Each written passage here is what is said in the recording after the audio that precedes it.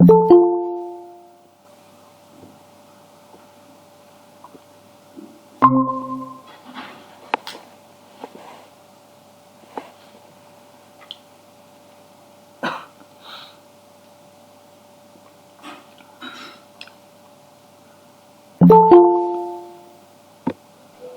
morning, ma'am.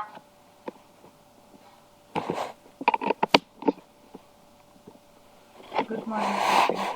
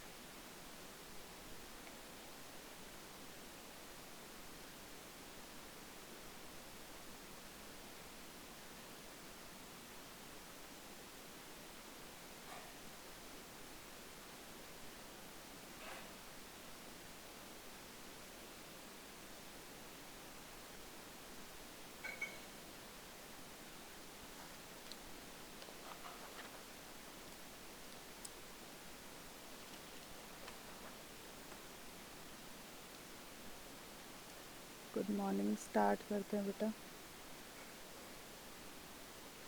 Revision करना है first unit का। 2 दिन रिवीजन करते हैं, आज और कल रिवीजन करते हैं, उसके बाद मंडे ही लेंगे एमसीक्यू,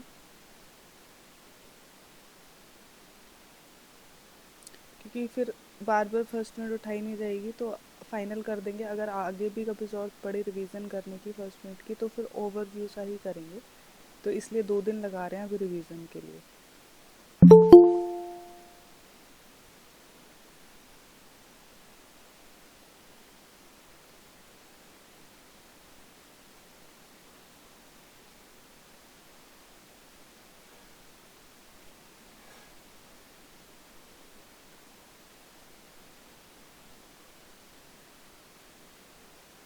जो हमारी फर्स्ट यूनिट है उसमें हमने सिस्टम, उसके कैरेक्टरिस्टिक्स पढ़े हैं, देन हमने उसके कंपोनेंट्स पढ़े हैं, ठीक है। उसके बाद हमने एलिमेंट्स या एनवायरनमेंट बोल सकते हैं और उसके टाइप्स पढ़े हैं। देन एसडीएलसी, फिर हमारे पास सिस्टम एनालिस्ट का रोल क्या है, क्या क्या टूल्स वो यूज़ करता है, ईआर डेटा मॉडल और फिजिबिलिटी स्टडी। तो ये टॉपिक करे थे हमने। आधी रिवीजन आज कर लेंगे, आधी हम कल करेंगे। मैंने तुम्हारे लिए शॉर्ट नोट्स बना दिए हैं, वो मैं तुम्हारे नोट्स में ही डाल के दोबारा अपलोड कर दूँगी गूगल ड्राइव पे। उसमें छोटे छोटे पॉइंट्स लिखे हुए हैं कि अगर आपको पूरी थ्योरी नहीं पढ़नी है तो आप उन पॉइंट्स को भी पढ़ सकते हो, और उन पॉइंट्स के थ्रू फिर आपको इजीली पता चल जाएगा कि इसके अंदर है क्या। जैसे मैं एक बार फर्स्ट एग्जांपल करके दिखा देती हूँ, जो बिल्कुल फर्स्ट टॉपिक है हमारा। सिस्टम है क्या? सिस्टम ग्रीक वर्ड सिस्टमा से बना है। इसका मतलब होता है कि जब आप इंडिपेंडेंट कंपोनेंट्स को कंबाइन करते हो ताकि आप एक स्पेसिफिक गोल को अचीव कर सको। इसके 3 बेसिक कंस्ट्रेंट्स होते हैं। ये चीज़ें मैं ऑलरेडी बता ही चुकी हूँ, बट रिवीजन कर रहे हैं तो इसलिए थोड़ा सा बोरिंग हो सकता है तुम्हारे लिए। तो 3 बेसिक कंपोनेंट्स हमारे पास होते हैं कि जो भी हमारा सिस्टम है उसका स्ट्रक्चर और बिहेवियर होना चाहिए। वो जो भी कंपोनेंट्स हैं वो एक दूसरे के साथ इंटरकनेक्टेड और इंटरडिपेंडेंट होनी चाहिए। जो भी ऑब्जेक्टिव्स, जो भी ऑर्गेनाइजेशन के ऑब्जेक्टिव्स हैं उनकी हाईएस्ट प्रायोरिटी होनी चाहिए एज़ कंपेरिजन टू अदर सब सिस्टम्स। तो ये एक एग्जांपल था, ठीक है। इसमें हमारे कंस्ट्रेंट्स हो गए। मैं अब तुम्हें बताती हूँ कि शॉर्ट नोट्स कैसे बने हुए हैं। जैसे ये है हमारे पास, ये मैं आपके नोट्स में ही अपलोड कर दूँगी, ठीक है। इसमें है डेफिनेशन ऑफ सिस्टम है। ग्रीक वर्ड मैंने बिल्कुल शॉर्ट में लिखा हुआ है। ग्रीक वर्ड सिस्टमा से डिफाइंड है ग्रुप ऑफ इंटरडिपेंडेंट कंपोनेंट से टू अचीव गोल, ठीक है। अब इससे क्या फ़ायदा होएगा कि आपको पूरी लाइन्स पढ़ने की ज़रूरत नहीं पड़ेगी। अगर आपको थ्योरेटिकल या सब्जेक्टिव पेपर देना है तो आप इन्हीं चीज़ों को 4-5 लाइनों में लिख सकते हो। कंस्ट्रेंट ऑफ सिस्टम क्या क्या है हमारे पास? स्ट्रक्चर एंड बिहेवियर है, इंटरकनेक्टिविटी एंड इंटरडिपेंडेंस है, और किसी भी ऑर्गेनाइजेशन के ऑब्जेक्ट की हाईएस्ट प्रायोरिटी होनी चाहिए एज कंपेरिजन टू अदर। तो ये मैंने लिखे हुए हैं शॉर्ट में। आप इनको पूरा एक्सप्लेन करोगे जैसे आपके नोट्स में अवेलेबल है कि स्ट्रक्चर और बिहेवियर होना चाहिए, जो भी कंपोनेंट्स एक दूसरे के साथ इंटरकनेक्टेड और इंटरडिपेंडेंट होने चाहिए। मैंने सिर्फ यहाँ पे लिखा है कि हायर प्रायोरिटी होनी चाहिए ऑर्गेनाइजेशन के ऑब्जेक्टिव की। आप इसमें पूरा लिखोगे कि जो भी ऑर्गेनाइजेशन के ऑब्जेक्टिव है उसकी हायर प्रायोरिटी होनी चाहिए एज कंपेरिजन टू अदर सब सिस्टम ऑब्जेक्टिव्स, ठीक है। तो ये शॉर्ट नोट है कि आपको पूरा ना पढ़ना पड़े, बट आप इसके अंदर अपने हिसाब से चीज़ें एक्सप्लेन कर सकते हो, क्योंकि ये नॉर्मल इंग्लिश टर्म्स हैं। आपको पता है इंटरकनेक्टिविटी क्या होता है, आपको पता है इंटरडिपेंडेंसी क्या होता है, एक दूसरे से कनेक्ट होना, एक दूसरे पर डिपेंड करना। तो ये सारे कंपोनेंट्स एक के साथ होने चाहिए, तभी एक सिस्टम जो है वो कम्प्लीटली बनता है। एलोबरेट करने के लिए तो कितना ही कर लो, कितना ही लिख लो, कोई दिक्कत नहीं है, बट अगर आपको पॉइंट्स पता है मेन तो आप उसको एक्सप्लेन कर सकते हो।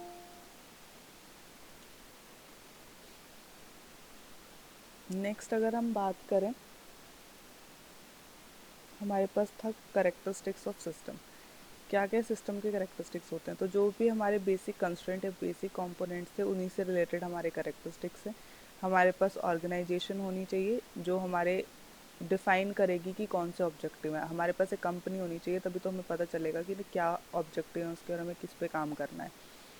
इंटरेक्शन होना चाहिए, सारे कंपोनेंट एक दूसरे के साथ इंटरेक्ट कर सके। इसमें एग्जाम्पल भी दे रखा है, आप चाहो तो अपने कॉलेज का भी एग्जाम्पल दे सकते हो कि एक मैनेजमेंट डिपार्टमेंट है, जो तुम्हारा डिपार्टमेंट है वो इंटरेक्ट करता है लाइब्रेरी डिपार्टमेंट के साथ, ठीक है। तो आप कोई भी एग्जाम्पल दे सकते हो। इंटरेक्शन होना चाहिए आपस में, एक दूसरे पे इंटरडिपेंडेंट होने चाहिए। ऐसा ना हो कि एक डिपार्टमेंट अलग काम कर रहा है, दूसरा अपना अलग काम कर रहा है, ऐसे कभी भी नहीं होता। सारे डिपार्टमेंट एक दूसरे से इंटरकनेक्टेड होते हैं, एक दूसरे पर डिपेंडेंट होते हैं, और उनको कोऑर्डिनेट करके, उनको लिंक करके ही सारे काम किए जाते हैं। इंटीग्रेशन होगा, मिलजुल के काम करना है, इंटीग्रेटेड, ठीक है, कंबाइंड, एक दूसरे के साथ सब कनेक्टेड हैं तो सबको मिलजुल के काम करना है ताकि एक ही टारगेट अचीव हो। ऐसा ना हो कि एक डिपार्टमेंट अलग काम कर रहा है, एक डिपार्टमेंट अलग काम कर रहा है, सब मिलजुल के एक ही काम करें। सेंट्रल ऑब्जेक्टिव, वही मैंने बोला है कि जो भी ऑब्जेक्टिव हैं उनको आप डिफाइन करो, ऑर्गेनाइजेशन के क्या ऑब्जेक्टिव हैं और उन पर ही फोकस करना है ताकि जो भी हम काम करें वो सक्सेसफुली हमारा काम हो।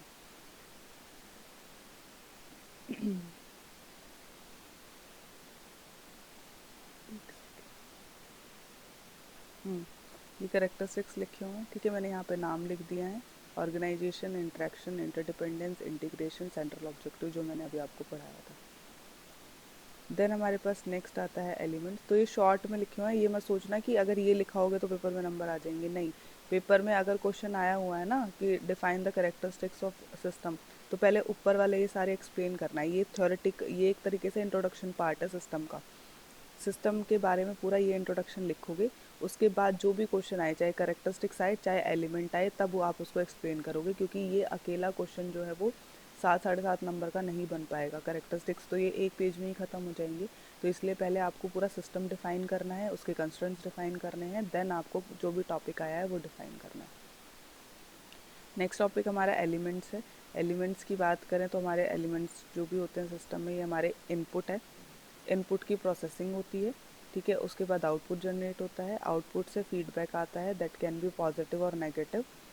उसके बाद कंट्रोल, यहाँ पे प्रोसेसर को जो भी, क्योंकि एक साथ बहुत सारे इनपुट ना आ जाएं, बहुत सारी रिक्वेस्ट एक साथ ना आ जाए, तो कंट्रोलर वो चीज़ चेक करता रहता है कि प्रोसेसर के पास कितनी रिक्वेस्ट आनी चाहिए और कितना ऐसा आउटपुट जाना चाहिए।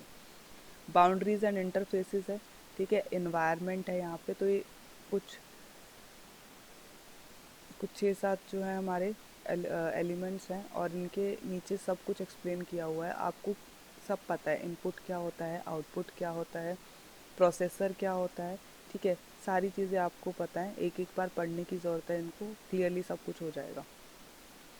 फीडबैक पॉजिटिव और नेगेटिव हो गया, पॉजिटिव आएगा तो इनकरेज करेगा, नेगेटिव आएगा तो हमें एक्शन लेना पड़ेगा ताकि हमारा नेक्स्ट टाइम जो है वो नेगेटिव फीडबैक ना आए। इन्वायरमेंट में सारी चीज़ें सुपर सिस्टम माना जाता है, इसके बेसिस पे ही सारे काम होते हैं। जो इन्वायरमेंट में चीज़ें होंगी उसके अकॉर्डिंग ही हम काम करते हैं। बाउंड्रीज और लिमिट्स जो हैं वो डिफाइन होती हैं, आप उस बाउंड्रीज या लिमिट्स के अंदर अपने काम करोगे, आप उससे बाहर जाके काम नहीं करोगे, ठीक है। तो सेम चीज़ यहाँ पे सारी एक्सप्लेन करी हुई है, जिसके नाम लिखे हुए हैं बस, input, output, processor, control, feedback, feedback के पॉजिटिव और negative, boundaries and interfaces and environment. तो ये है सारा जो आपको शॉर्ट नोट है। उसके बाद नेक्स्ट टॉपिक आता है मेरा टाइप्स, कि क्या क्या टाइप्स हैं मेरे सिस्टम के। फिजिकल और एब्स्ट्रैक्ट सबसे पहला टाइप है। फिजिकल आपको पता है, जिसको आप टच कर सकते हो, जिसको आप फील कर सकते हो, या फिर आपको टेंजिबल भी बोल सकते हो। इसके अंदर आप स्टैटिक और डायनामिक दो पार्ट आते हैं। स्टैटिक इज़ कांस्टेंट, जिसको आप मूव नहीं कर सकते। डायनामिक इज़ नॉन कांस्टेंट या वेरिएबल, जिसको आप मूव कर सकते हो। इसमें एग्जाम्पल है कंप्यूटर सेंटर का, टेबल्स और चेयर्स जो है वो आप मूव नहीं कर सकते। ऐसे तो मूव कर सकते हो, इट डजेंट मीन कि आप बिल्कुल हिला ही नहीं सकते, बट अगर आपने उसको मूव करा तो बाकी चीज़ों के लिए प्रॉब्लम क्रिएट करेगा, क्योंकि आपने सारी वायरिंग वायरिंग सेट कर रखी है। तो स्टैटिक इज़ लाइक कि आप मूव नहीं करते। डायनामिक जैसे आपके डेटा हो गया, प्रोग्राम्स, एप्लीकेशंस हो गया, आपके जो भी आपने कुछ भी सेव करा है, कभी आप उसको डेस्कटॉप पे सेव करते हो, फिर आप उसको उठा के किसी भी फोल्डर में मूव कर देते हो, तो दैट इज़ मूवेबल। एब्स्ट्रैक्ट होता है जो आपका नॉन फिजिकल, नॉन टेंजिबल होता है, जिसको आप टच और फील नहीं कर सकते, लाइक आपके फार्मूलाज हो गए। ओपन और क्लोज सिस्टम, अडेप्टिव और नॉन अडेप्टिव, ये दोनों मिलते जुलते हैं। ओपन सिस्टम वो होता है जो इन्वायरमेंट के साथ इंटरेक्ट करता है, इन्वायरमेंट से जो भी इंफॉर्मेशन आती है उसको अडप्ट करता है, इसलिए उसको अडेप्टिव बोला जाता है। क्लोज सिस्टम हमारे रियलिटी में अवेलेबल नहीं होते, क्योंकि हमें ऐसे ही सिस्टम चाहिए जिनके साथ हम इंटरेक्ट कर सकें। ये इन्वायरमेंट के साथ इंटरेक्ट नहीं करते हैं, इन्वायरमेंट में कोई भी चीज़ हो इन पे फ़र्क नहीं पड़ेगा, इसलिए नॉन अडेप्टिव है। अडेप्टिव में हमारे पास आता है ह्यूमन बींग्स और एनिमल्स, क्योंकि अगर सॉरी, इन्वायरमेंट में जो भी चेंज होगा हम उसके अकॉर्डिंग अडप्ट करते हैं। गर्मी है उसके अकॉर्डिंग, सर्दी है उसके अकॉर्डिंग, ये जस्ट फॉर एग्जांपल है। नॉन अडप्टिव हमारे मशीन्स हैं जिस पे कोई फ़र्क नहीं पड़ता, चाहे सर्दी हो चाहे गर्मी हो। नेक्स्ट आता है परमानेंट और टेम्परेरी सिस्टम। परमानेंट जो है वो लॉन्ग टाइम तक रहता है, जैसे बिजनेस पॉलिसी। जैसे स्टैटिक का था ना कि ऐसा नहीं है कि कांस्टेंट है बिल्कुल आप हिला ही नहीं सकते, सेम विद द परमानेंट भी वही है। ऐसा नहीं है कि आपने एक बार पॉलिसीज़ बना दी तो आप कभी उनको ख़त्म ही नहीं कर सकते। वो होता है कि वो 10 12 15 20 साल तक आपने फिक्स कर दिया है, हाँ उसके बाद अगर आपको लगता है चेंजेस करना है तो आप कर सकते हो, तो that is for long time. Then temporary आता है स्पेसिफिक टाइम के लिए, जैसे आपका डीजे सिस्टम हो गया, कोई भी फंक्शन है घर में वो इंस्टॉल होगा, उसके बाद उसको डिसेंबल कर देंगे। नेचुरल जो नेचर से बनता है, सोलर सिस्टम हो गया, सीजनल सिस्टम्स हो गए। मैन्युफैक्चर जो मशीन्स या मैन मेड बनाते हैं, जैसे रॉकेट्स, डैम, ट्रेन्स। डिटर्मिनिस्टिक और प्रोबेबिलिस्टिक। डिटर्मिनिस्टिक होता है जो आप जिसको डिटरमाइन कर सकते हो, जिससे आप प्रोडक्ट कर सकते हो कि हाँ अगर मैं ऐसा करूँगा तो आज भी मौसम ख़राब है तो हो सकता है कि आज बारिश आ जाए, तो दैट इज़ प्रोडिक्टेबल, डिटरमाइनेबल।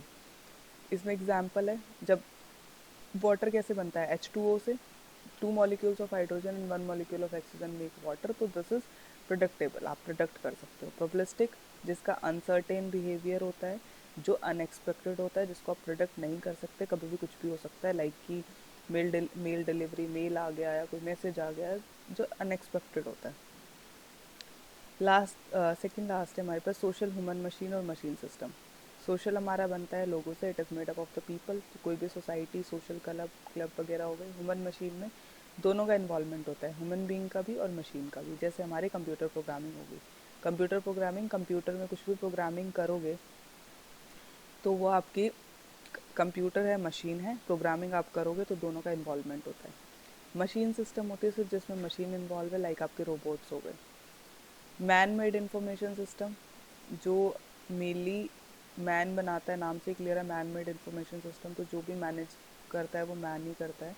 तो इसके अंदर हमारे पास 3 टाइप्स होते हैं, फॉर्मल, इनफॉर्मल और कंप्यूटर बेस्ड। कंप्यूटर के अंदर जो भी मैन इंफॉर्मेशन को मैनेज करेगा वो कंप्यूटर बेस्ड होगी। इनफॉर्मल, जब आप आपस में बात करते हो, जैसे मैंने एग्जांपल दिया कि एम्प्लॉय आपस में बात कर रहे हैं, उनकी कोई प्रॉब्लम है वो उनको सॉल्व कर रहे हैं, that is informal. Formal is like कि आप कोई भी इंफॉर्मेशन जो है वो टॉप लेवल ऑफ मैनेजमेंट से लोअर लेवल पे आ रही है, मतलब अगर कोई भी जैसे डायरेक्टर सर अगर हमें कोई भी इन्फॉर्मेशन देते हो तो वो डायरेक्ट हम तक नहीं पहुंचती, डायरेक्टर सर देंगे हेड ऑफ द डिपार्टमेंट्स को, head of the department faculties को देगा, फैकल्टीज़ फिर स्टूडेंट को देगी। तो जब इन्फॉर्मेशन जो है वो टॉप लेवल से लोअर लेवल पे आती है तो वो फॉर्मल इन्फॉर्मेशन होती है। तो इसके लिए अगर मैं आपको ऐसे लिखा हुआ है टाइप्स में, फिजिकल और एब्स्ट्रैक्ट। फिजिकल के दो हो गए, स्टैटिक और डायनामिक। ओपन और closed, adaptive and non adaptive, permanent और temporary, natural and manufactured, deterministic and probabilistic, social, human machine and machine system, man made, formal, informal और कंप्यूटर बेस्ड। तो ये सारे टाइप्स हैं जो हमने अभी पढ़े हैं। नेक्स्ट टॉपिक है मेरा SDLC। SDLC आपको पता है, सिस्टम डेवलपमेंट लाइफ साइकिल या सॉफ्टवेयर डेवलपमेंट लाइफ साइकिल, कुछ भी बोल सकते हो, दोनों ही फुल फॉर्म इसकी कंसीडर करी जाती है। ये एक कॉन्सेप्चुअल मॉडल है जिसके अंदर आप पूरी लाइफ साइकिल के बारे में पढ़ोगे कि जब भी आप कोई सिस्टम डेवलप करते हो, कोई भी प्रोजेक्ट बनाते हो, तो कैसे आपको उसको शुरू करना है, कैसे आप उसको ख़त्म करोगे, तो उसके अंदर पूरी लिस्ट बनती है। इसके अंदर ये एक्टिविटीज़ होती हैं, आप रिक्वायरमेंट को ढूंढते हो, आप डिज़ाइन करते हो, इम्प्लीमेंट करते हो, टेस्ट करते हो, डिप्लॉय करते हो, मतलब आप उसको ट्रांसफ़र करते हो, ऑपरेशंस परफॉर्म करते हो, मेंटेनेंस करते हो। तो ये सारी चीज़ें, ये एक्टिविटीज़ हैं जो हमारी SDLC के परफॉर्म में आती हैं। फेजेस की बात करें तो हमारे पास फेजेस हैं, प्लानिंग, एनालिसिस, डिज़ाइनिंग, इम्प्लीमेंटेशन और मेंटेनेंस। प्लानिंग के अंदर ये चीज़ें याद रखना, यहाँ पे फिजिबिलिटी भी होती है, फिजिबिलिटी के साथ आपके यहाँ पे शेड्यूलिंग भी होगी, क्योंकि प्लानिंग है तो पूरी प्लानिंग करोगे प्रोजेक्ट की कि कब स्टार्ट करना है, कब ख़त्म करना है, कैसे काम करना है, क्योंकि वहाँ पे पूरा कैलकुलेशन होगा। उसके बाद एनालिसिस होगा, ठीक है, चेक किया जाएगा कि हाँ कितना, अगर हम काम, कि ये तो डिसाइड हो गया, प्लानिंग तो हमारी हो चुकी है कि हाँ हमें काम करना है, दिस इज़ डिसाइडेड कि हाँ हमें काम करना है। अब हम उसको एनालाइज करेंगे कि कैसे काम, मतलब अगर हमारे पास एरिया डिफाइंड है कि मेरे को इस एरिया में बिल्डिंग बनानी है, तो उस एरिया को एनालाइज करेंगे कि कितना एरिया है, कैसे काम करना है, इंफॉर्मेशंस को इकट्ठा करेंगे कि वहाँ पे क्या चीज़ें बेटर हैं, कैसे हैं, तो उन सब चीज़ों को फिर हम अपने डिज़ाइनिंग में इम्प्लीमेंट करेंगे। डिज़ाइनिंग के बाद, डिज़ाइनिंग इज़ लाइक कि आपने कुछ पेपर पेन से कुछ भी ड्रॉ कर दिया, जस्ट फॉर एग्जांपल मैं आपको बता रही हूँ। इम्प्लीमेंटेशन में आप उसको काम करना शुरू करोगे, इम्प्लीमेंट करोगे और उसको टेस्ट भी साथ साथ करते रहोगे कि जो भी यूज़र ने चीज़ें बताई थी वो टेस्ट हो रही हैं कि नहीं। लास्ट स्टेप मेरा मेंटेनेंस होता है, keep system healthy and improve. Time to time आप उसको मेंटेनेंस दोगे, कुछ टाइम तक फ्री सर्विस होती है, उसके बाद वो चार्जेबल होती है। तो कोई भी प्रॉब्लम है, यूज़र को कोई भी प्रॉब्लम होगी तो वो आपको कांटेक्ट करेगा और आपको उसकी उसकी प्लेस पे जाके चीज़ें सॉल्व करनी पड़ेगी अगर कुछ ऐसी चीज़ें हैं तो। ठीक है। प्लानिंग में यहाँ पे हर एक स्टेप के बाद एक एक डॉक्यूमेंट बनता है। जैसे अगर एनालिसिस की बात करें तो यहाँ पे एसआरएस डॉक्यूमेंट बनता है, जो बहुत बहुत मोस्ट इम्पॉर्टेंट डॉक्यूमेंट होता है पूरी लाइफ साइकिल का, क्योंकि उस डॉक्यूमेंट के अंदर यूज़र भी साइन करता है, यूज़र की सारी रिक्वायरमेंट्स लिखी होती हैं, यूज़र साइन करता है, प्लस जो भी काम करने वाला है उसके साथ डेवलपर वो साइन करता है। लास्ट में जाके कोई प्रॉब्लम नहीं होगी कि ये रिक्वायरमेंट नहीं थी या ये रिक्वायरमेंट थी। ठीक है। डिज़ाइनिंग के बाद आपका जो भी डिज़ाइनिंग का डॉक्यूमेंट होगा वो बनेगा, इम्प्लीमेंटेशन के बाद इम्प्लीमेंटेशन या टेस्टिंग वाला डॉक्यूमेंट बनेगा, लास्ट में मेंटेनेंस के बाद जब भी आपने मेंटेनेंस करी तो उसका डॉक्यूमेंट। तो हर एक स्टेप के पास यहाँ पे प्लानिंग में फिजिबिलिटी रिपोर्ट बनती है जो मैनेजमेंट को दी जाएगी, कितना सिस्टम मेरा फिजिबल है, कैसे मेरे को काम करना चाहिए, वो सारी चीज़ें। तो हर एक स्टेप के बाद एक एक डॉक्यूमेंट बनता है जिससे हमें क्लियर हो जाए कि क्या काम हुआ है और कैसे हुआ है।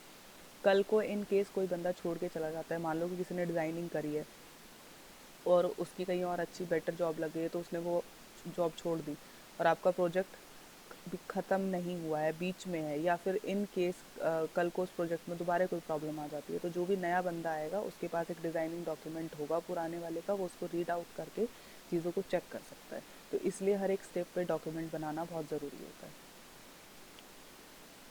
ठीक है। ये सारे इनके बारे में एक्सप्लेन भी किया हुआ है किसके अंदर क्या होता है। ठीक है। मैंने शॉर्ट नोट में सिर्फ फेजेस के नाम लिखे हैं: प्लानिंग, एनालिसिस, डिज़ाइनिंग, इम्प्लीमेंटेशन और मेंटेनेंस।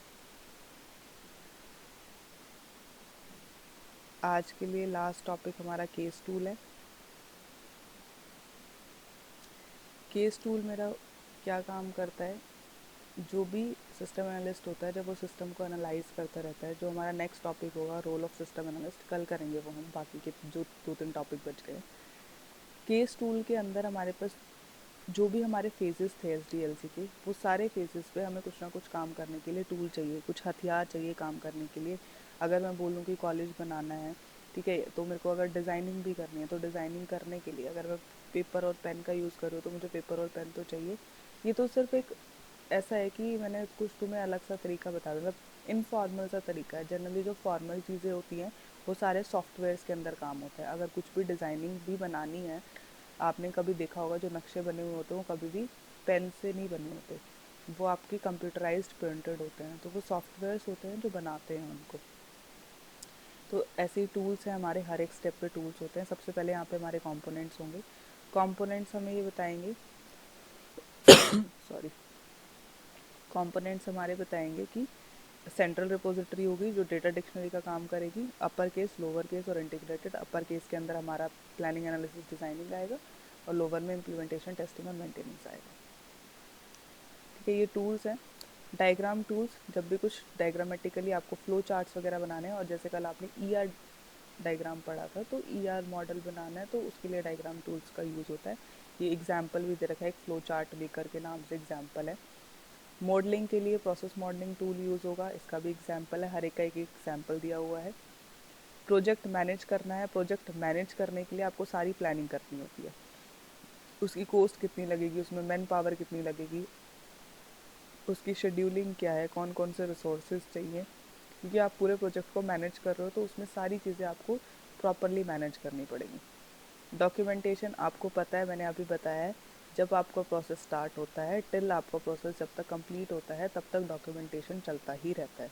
डॉक्यूमेंटेशन के लिए भी हमारे पास अलग टूल्स हैं, डॉक्यूमेंटेशन टूल्स यूज़र के लिए अलग है, टेक्निकल बंदे के लिए अलग है, क्योंकि जो यूज़र होता है उसको ज़रूरी नहीं है कि टेक्निकल नॉलेज हो, तो उसके लिए आप अलग से मैनुअल्स बनाओगे जो उसके लिए यूज़फुल हो, तो उसको सारी चीज़ें समझाओगे, और टेक्निकल जो काम कर रहा होगा उसके लिए आप अलग डॉक्यूमेंटेशंस करोगे। एनालिसिस टूल, कुछ भी आपको एनालाइज करना है, कितना काम चल रहा है, आपने जो भी इन्फॉर्मेशन इकट्ठा करी है वो ठीक है कि नहीं, उसके अंदर कोई एरर तो नहीं है, डेटा रिडंडेंसी मतलब डेटा डुप्लीकेसी तो नहीं हो रही है, तो उसके लिए एनालिसिस टूल्स होते हैं। डिज़ाइनिंग टूल, जब भी जैसे कुछ भी डिज़ाइन करना है मॉड्यूल्स टाइप, ठीक है, या जैसे मैंने अभी भी एग्जांपल दिया था कि किसी कोई भी घर भी बनाता है तो वो अगर किसी से नक्शा भी बनवाता है, मैप भी बनवाता है अपना, तो वो सॉफ्टवेयर से बनता है। कॉन्फ़िगरेशन मैनेजमेंट टूल, जो भी कॉन्फ़िगरेशन होगा कि आपका सिस्टम का वर्जन क्या है, ठीक है, वो मेनली कॉन्फ़िगरेशन इसलिए यूज़ होती है कि क्या सिस्टम है, कौन सा जैसे अगर लैपटॉप की बात करें, कौन सी विंडो यूज़ हो रही है, कौन सा ऑफिस यूज़ कर रहे हो, सेम विद द फ़ोन, कितनी रैम है, क्या हार्ड डिस्क है, वो सारी आपके वर्जन्स के अंदर आती है। तो ये सारे हमारे इससे जो कॉन्फ़िगरेशन में जो चीज़ें यूज़ होती है ना, वो हमारी यूज़ होती है कि आपको अगर कुछ भी ट्रैक करना है तो आप ट्रैक कर सकते हो, ठीक है। वर्जन मैनेजमेंट, रिलीज़ मैनेजमेंट, ये सारी चीज़ें होती हैं। चेंज कंट्रोल इसी का पार्ट है, ठीक है। ऑटोमेटिक कोई भी ट्रैकिंग करनी है तो वो इसमें हेल्प करता है। प्रोग्रामिंग टूल्स प्रोग्रामिंग करने के लिए यूज़फुल होते हैं। उसके अंदर आपकी लाइब्रेरीज़ होती है, कुछ इनबिल्ट, मतलब लाइब्रेरीज़ का मतलब कुछ इनबिल्ट फीचर्स होते हैं जिस पे आपको मेहनत करने की ज़रूरत नहीं होती, ऑलरेडी बने बनाए हैं, उनको पिक करो और अपना काम शुरू करो। Prototyping tools, prototyping is like a toy. जो भी आप प्रोजेक्ट बनाओगे वो बिल्कुल इसके जैसा ही एक ऐसा छोटा सा प्रोडक्ट बना लोगे कि वो देखने के लिए कि कैसे दिखेगा या कैसे काम करेगा। Look and the feel of the product. Web development tools आपके वेबसाइट्स के लिए होते हैं, लाइव प्रोजेक्ट्स के लिए, लाइव रिव्यूज़ के लिए। देन हमारे पास आता है क्वालिटी एश्योरेंस टूल, जो क्वालिटीज़ के लिए यूज़ होता है, क्वालिटी चेक करने के लिए। और सबसे लास्ट स्टेप आपको पता है मेंटेनेंस का होता है। तो जो भी काम अगर बाद में भी कोई एरर आ रहा है तो यूज़र की हेल्प करोगे आप उसको मेंटेन करने के लिए, ठीक है। अगर मैं केस टूल की बात करूँ,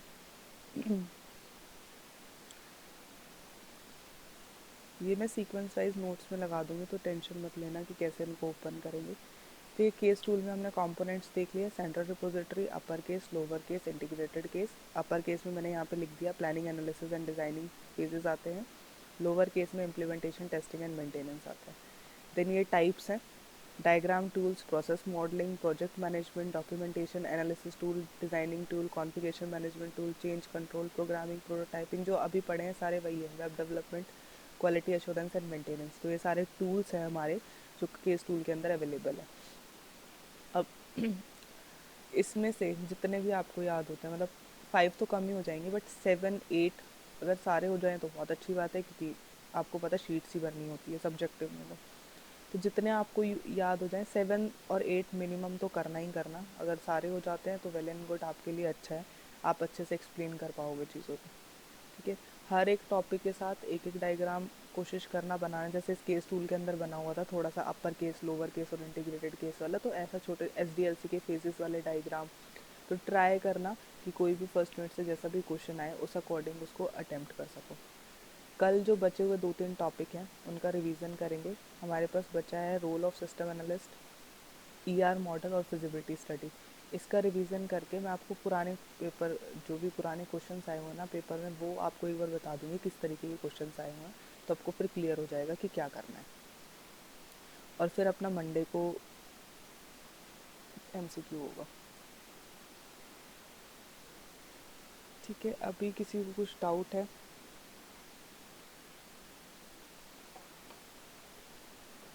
नहीं तो फिर मैं क्वेश्चन आंसर स्टार्ट कर देती हूँ। आज तो ऑलमोस्ट हाफ यूनिट में से क्वेश्चन आंसर स्टार्ट होंगे, तो कहीं से भी कुछ भी पूछा जा सकता है, तो be attentive. Okay, let's start फिर। जो सिस्टम है वो कौन से वर्ड से बना हुआ है? शॉर्टकट्स, शॉर्ट नोट से ही पूछ रही हूँ question.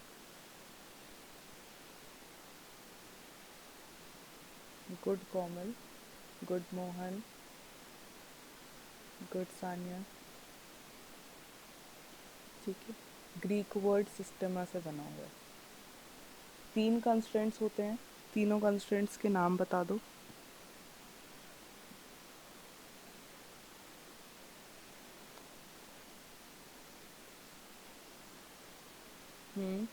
Good Himani, good Komal,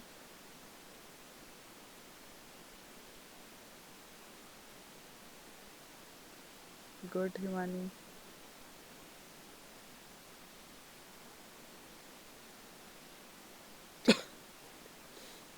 good Mohan, good Komal, very good, ठीक है। स्ट्रक्चर एंड बिहेवियर, एक सिस्टम तभी सिस्टम कहलाएगा जब उसका कोई स्ट्रक्चर होगा, वो किसी बिहेवियर कोई काम कर रहा होगा। सेकंड, जो भी कंपोनेंट्स आप उसके बनाओगे वो एक दूसरे के साथ इंटरकनेक्टेड होंगे, कनेक्टेड होंगे, एक दूसरे पे इंटरडिपेंडेंट करेंगे।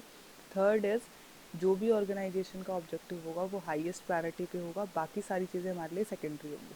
अगर मैंने कॉलेज बनाया और मैं कह रही हूँ कि मुझे प्रॉफिट चाहिए, तो मेरे लिए पहली प्रायोरिटी प्रॉफिट है। जो भी फैकल्टी आएगी उसका भी मेन टारगेट यही होना चाहिए कि वो कॉलेज की जो भी ऑर्गेनाइजेशन की प्रायोरिटी है उसके अकॉर्डिंग काम करे। ये मैंने एग्जाम्पल के लिए दिया है, ऐसा होता नहीं है। मतलब मैं कॉलेज वाले एग्जाम्पल ऐसे दे रही हूँ, हमें ये नहीं बोला जाता कि आपको प्रॉफिट लेके आना है, नहीं, हमारा जो काम है पढ़ाने का हम वही करते हैं। नेक्स्ट अगर बात करें कंपोनेंट्स,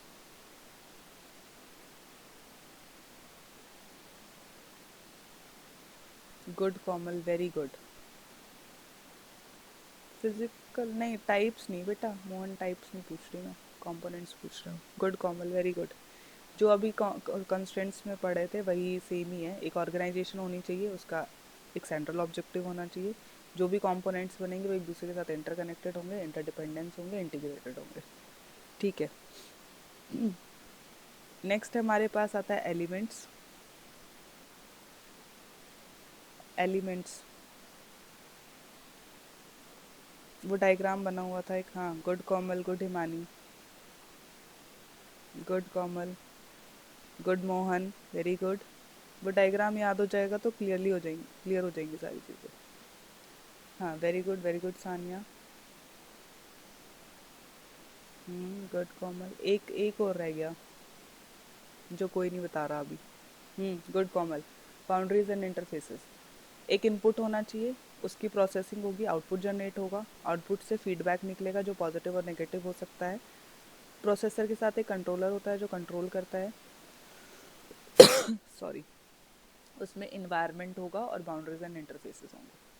ठीक है। नेक्स्ट हमारे पास आता है टाइप्स। जिसको जो जो टाइप याद है फटाफट लिख दो, आई थिंक 10 टाइप्स थे। Good Komal, good Mohan, good Prince, Puneet very good. Komal, आज प्राची नहीं है एक्टिव, बाकी सब तो सब हैं ही।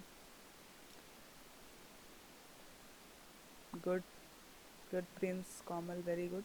फर्स्ट इज फिजिकल और एब्स्ट्रैक्ट, सेकंड इज ओपन और क्लोज्ड, और उसी से आता है अडेप्टिव और non adaptive. Hmm good Prince.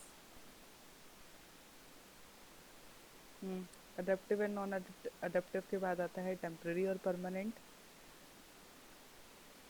Temporary और परमानेंट के बाद आते हैं आपके natural and manufactured, then deterministic और प्रोबेबिलिस्टिक, सोशल, ह्यूमन, मशीन और मशीन। गुड। एंड लास्ट हमारा मैन मेड। मैन मेड में हमारी तीन होती हैं, कौन कौन सी होती हैं मैन मेड के अंदर? हाँ, good Komal, good Prince, good Sania, good Banu, Prince good. Formal, informal और कंप्यूटर बेस्ड। ठीक है। देन हमारे पास नेक्स्ट टॉपिक है S D L C. S D L C के फेजेस बता दो फटाफट। हम्म ये सीक्वेंस में याद करनी है, पहले बता रही हूँ। एस डी एल सी के फेजेस ऊपर नीचे नहीं होंगे। Good. Planning, analysis, designing, implementation, maintenance, very good. Planning, analysis, designing, implementation और मेंटेनेंस। कई लोग टेस्टिंग भी अलग से लिख देते हैं, कई लोग इम्प्लीमेंटेशन के अंदर ही टेस्टिंग लिख सकते हैं। लास्ट टॉपिक आज का, केस टूल। तीन कंपोनेंट होते हैं, सेंट्रल रिपोजिटरी जो डेटा डिक्शनरी की तरह काम करता है, जिसमें सारी इन्फॉर्मेशन स्टोर होती है, अपर केस और लोअर केस। अपर केस में आपके कौन से फेजेस होते हैं, शॉर्ट में लिख देना।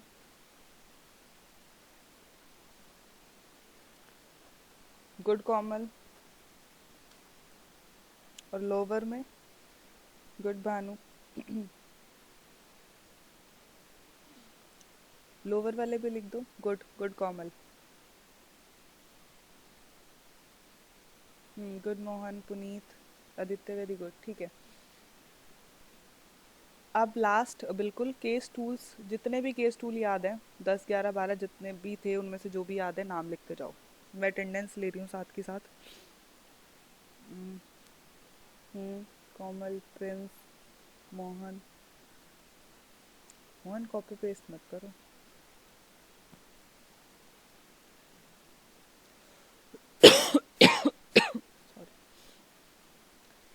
ठीक है।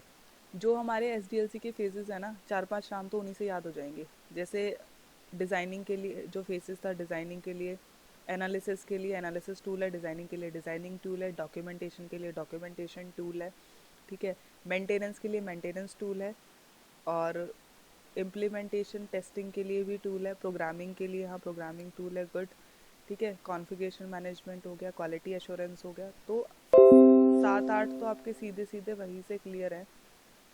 जो आपके फेजेस हैं वहीं से 7-8 तो याद हो ही जाएंगे। Web development very good, websites के लिए होता है। प्रोटोटाइपिंग गुड सान्या, ठीक है। चलो, बाकी 3 टॉपिक बच गए, उनको कल करते हैं फिर, और कल क्वेश्चंस देख लेंगे। मेंटेनेंस टूल, हाँ good. Aditya, Present, attendance. ma'am. Anshuman, Present, ma'am. ठीक है। Bhanu, Present, ma'am.